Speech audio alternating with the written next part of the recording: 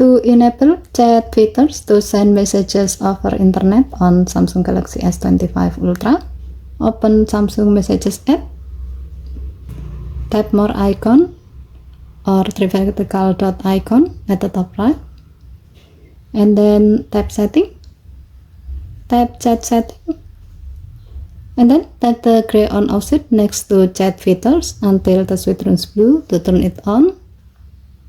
When this feature is on, you can send messages using an internet connection, either Wi-Fi or mobile data, instead of the traditional SMS method.